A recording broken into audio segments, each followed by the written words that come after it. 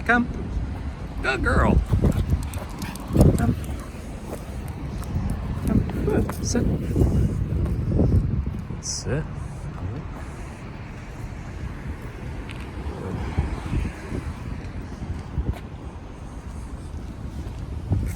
Break. Follow. Good follow. Follow me, girl. Alright, some other drills we can use while we're doing light obedience and getting into different areas, strip malls and whatnot. Look at her getting her nose on that doggy newspaper, right? What she's doing right here is familiarizing herself with a brand new location, right? Hey, what is this place like? You know, is there threats here? Are there great things here? You know, what's it all about? And each time I get out to a different spot and I generalize obedience, and by doing that is getting to multiple locations, you know, on a routine basis. Doesn't necessarily mean you have to kill yourself at those locations. Like, I gotta go there for an hour or 2 hours. This could literally be a 5-10 minute stint just right here like we're doing. We could wrap this session up and go into the kennel and what a good house, and just give her huge paychecks and let her digest this area on that note.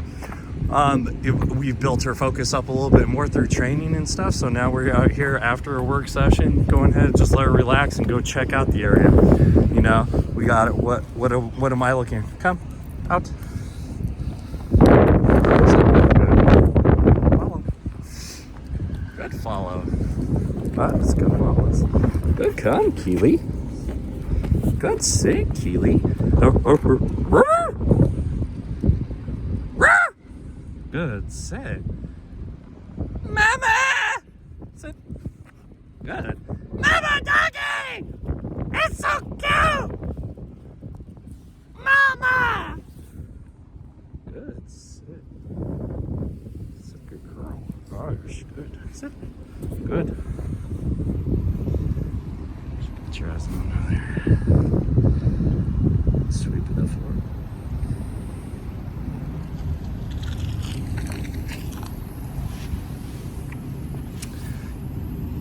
Encourage that eye contact by giving a marker word such as G-O-O-D or Y-E-S, and I like to call it a little positive marker. It's going to be a little bit more upbeat than my command voice, but not quite a praise voice fully either, you know what I mean?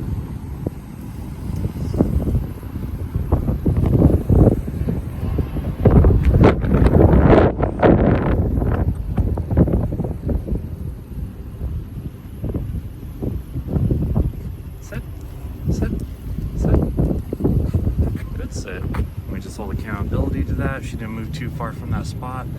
She's focused on, okay, sweeping over there.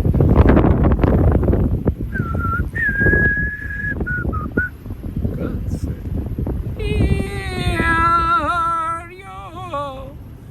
Yeah. Why? Sit. Good. Why? Why me? Good. Sit.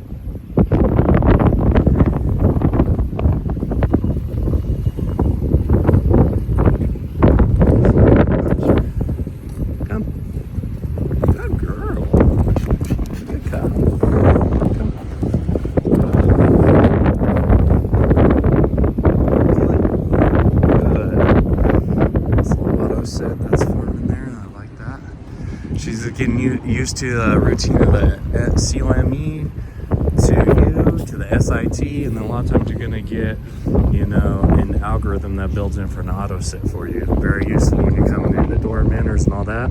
All right, and so look, we got, you know, the outside of these stores here. 51% attention to me, good. She was about to break the 51% rule and indulge in the environment more than me. We know we don't let that happen. We intervene, redirect, and paycheck. So right now, you can do some things, you can proof it, you can stomp your feet on the ground, do some extra movement, be unpredictable, but you have your eye on your dog, so that way, if you need whole accountability back to that obedience command, you could do so right away. You shouldn't have to say, stay, right? Why would you do that? If I'm going to do that, I'm telling her that stay is basically, or sit is just dunk your butt on the ground and then kind of walk out and everything like that. And it doesn't have any stability or duration to it. right? So if I always have to double tap a SIT with a DO or a STAY, it's really redundant because I'm telling her, hey, SIT is just temporary, sit on the ground, and then if I don't give you a double command such as STAY, then you could do what you want. So don't worry about double command, don't worry about the STAY in this instance, because she should never break what she's in right now, right? So sit, hold accountability. If I'm fast enough, no, we'll go back to the spot. Come, Keely. Good. All right, and we're in that general area from where she broke, right? And that consistency, I don't have to yell, I don't have to do anything, and I'm going to start getting more focus, more eye contact, less her checking out the environment, although she's doing really well, you know. But you'll see this here even just shores up stability further and further. It's just that consistency going back, and then once you get that product that you're wanting, is also paying the dog in a timely fashion. Whatever that dog is, you know, loves to receive her paycheck. Could be verbal praise, physical praise, could be, you know, ball on a tug drive, juke toy, all the kinds of stuff. Food can be used in some instances, you know, so there's a wide array of dog needs out there, and each dog, just like people and individuals, are all super unique and definitely need a customized plan of action. Sit. Right? So I could intervene right there, right? I don't really have to let her break, but if I intervene, she didn't lift her butt up, but I got her concentration back to A, we're obedience command, and B, you'll be checking in with me before you make a decision on your own.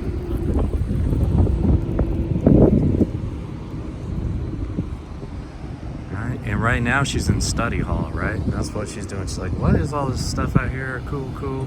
Anything a threat? Not so much. We've been working on some stuff, getting some confidence built up in a lot of different areas. So now we're in curiosity mode. We're gonna go out there and feed the beast in the right way, right?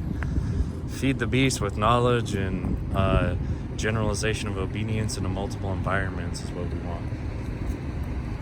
And right now she's not showing any signs of, you know, confusion or overwhelming stimuli or too many stimuli at one time. Right here she says I could do this obedience and, you know, focus on the environment and check in before I leave. And if not, then I'll just hold accountability. Sit. Just like that, right?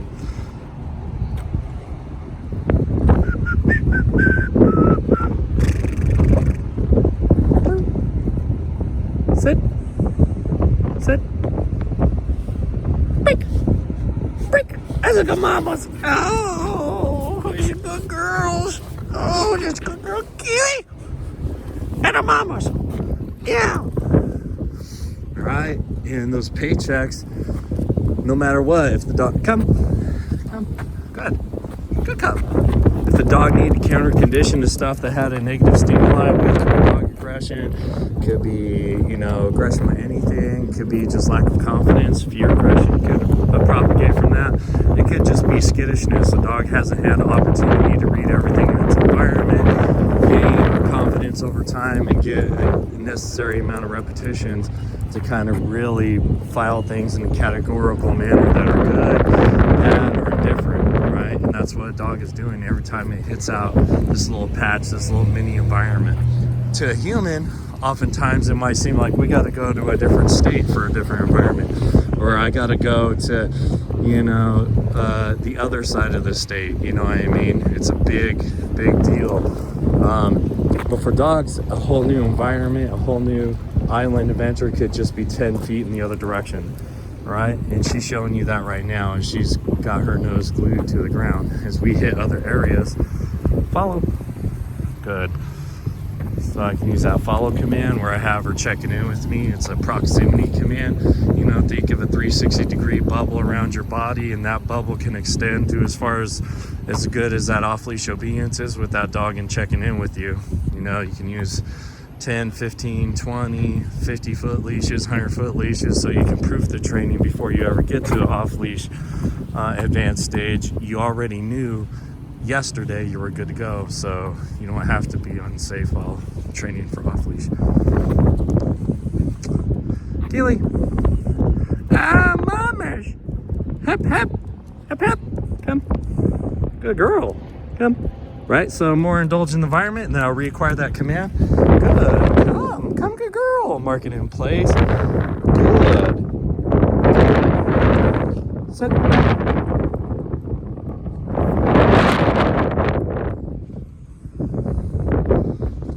Sick. We got some big seals over there.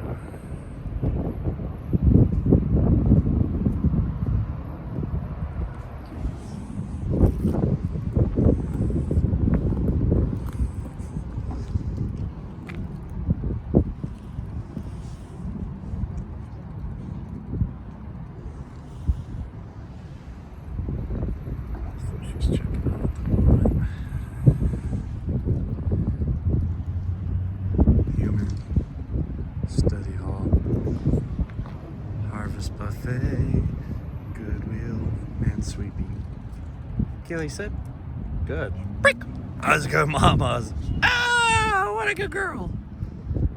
Someone is toasted, right? So you can see mentally through this, you know, just whatever 10-15 minutes we got going on here, being able to be guided into the right direction, given form and structure, and then when not, you know, unclear on what to do, you're always providing leadership, redirect, and you're giving a paycheck. You're going to counter condition in a good way. Plus, you're going to work the gears in her head that, you know, just really decompress mental stimulation in there and really make the dog balance out so you can get, you know, the best relationship with your dog. Oh, come on, mama, let's make a volunteer work.